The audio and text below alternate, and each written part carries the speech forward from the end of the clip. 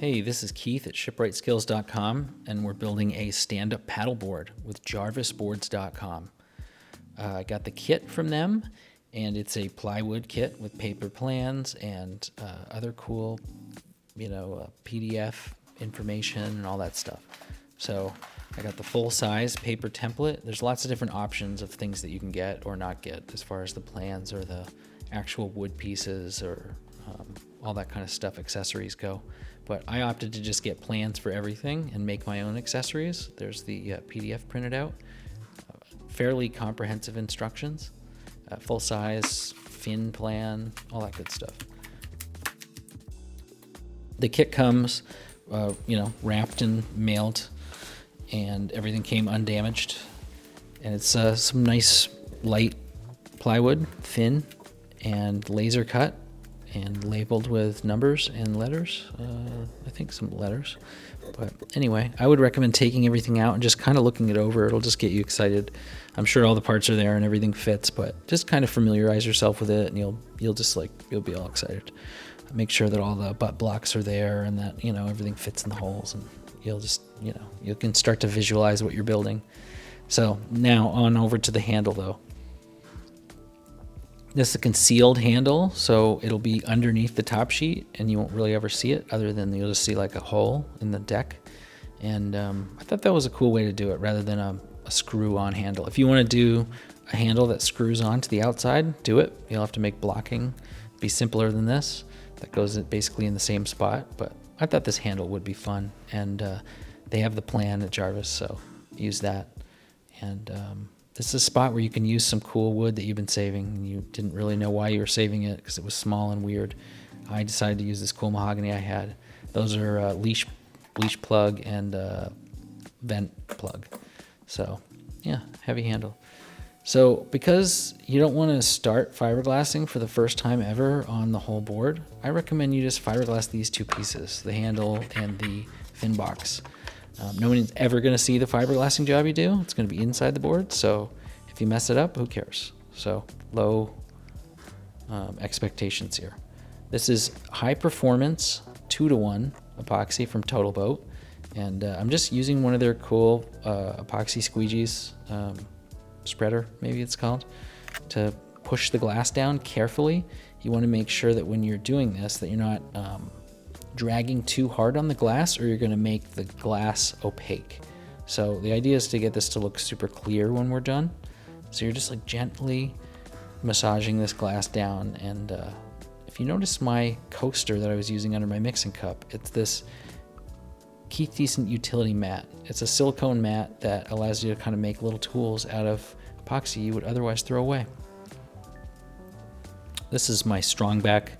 Built a canoe on it most recently. It came from Canoe Craft by Ted Moore's book. I just built it according to that plan, and it's awesome. It's super stiff and strong, arrow straight. I threw the laser on it to make sure the center line was good, and it'll make a nice platform for putting the molds on. Because if you look at the plywood, it's fairly flimsy stuff, until you glue it all together. You want to make sure that the surface that you put it on, those feet, everything's level and flat and square and all that good stuff. So do that ahead of time, and then come back over here and glue your longitudinals together.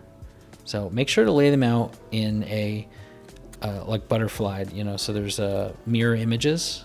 You don't want two lefts. You want a left and a right, so the blocks are on the right sides. You want the blocks to be on the inside of the boat, not the outside. So also look at your layout here.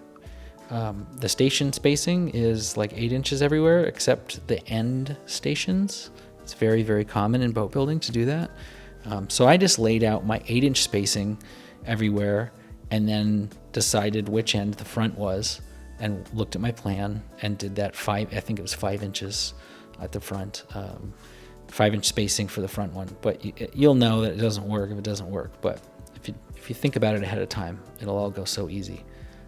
I used a square to hold everything plumb, and because I have a perpendicular line there on each station that I was careful to lay out, I could just pretty much hot glue all these things in place. They all stay plumb, and like in such a short time, it starts to look like a surfboard.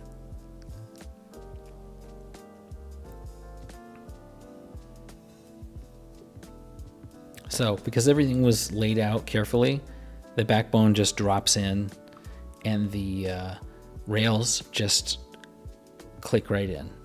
You might need to modify the very end holes on the rails because of the angle of everything.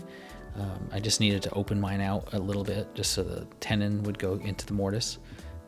But other than that, it was like putting together a really simple puzzle. And because it's, computer cut with a laser, everything's accurate. And if your molds are all carefully done and everything looked nice when I put it down. So I figured I could glue it. So I used Thixo Fast Cure, which is a 2-to-1 epoxy, thickened, that comes out of this caulking tube. And it's awesome for doing stuff like these fillets.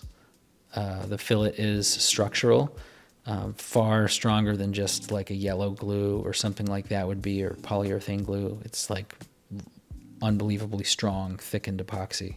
And it's easy to do with just like a popsicle stick or one of those spreaders like I have.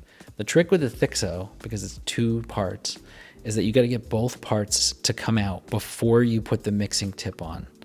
So once you've got both parts coming out, then you put your mixing tip on. Otherwise, the mixing tip would just be mixing one part, and you will squeeze out just resin onto your part with no hardener in it. So make sure to carefully do that at the beginning of each tube you start. I used a little hot glue dabs in a couple places to keep everything tight, so I didn't need to use any clamps. And then I just ran along with the Thixo and filleted everything, and it was like this perfect rigid structure that I could probably just break right off the bench and carry around without the skins on it. Very, very, very stiff.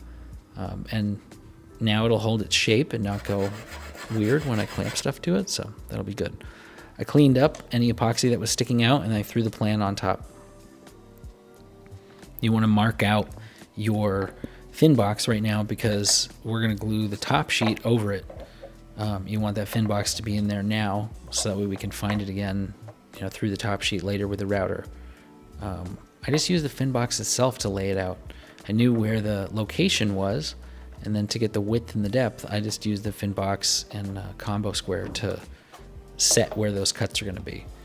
You can use a jigsaw or a handsaw or whatever you have, but I have this cool oscillating multi-tool, and though it makes a lot of noise and is annoying, it is the perfect tool for that.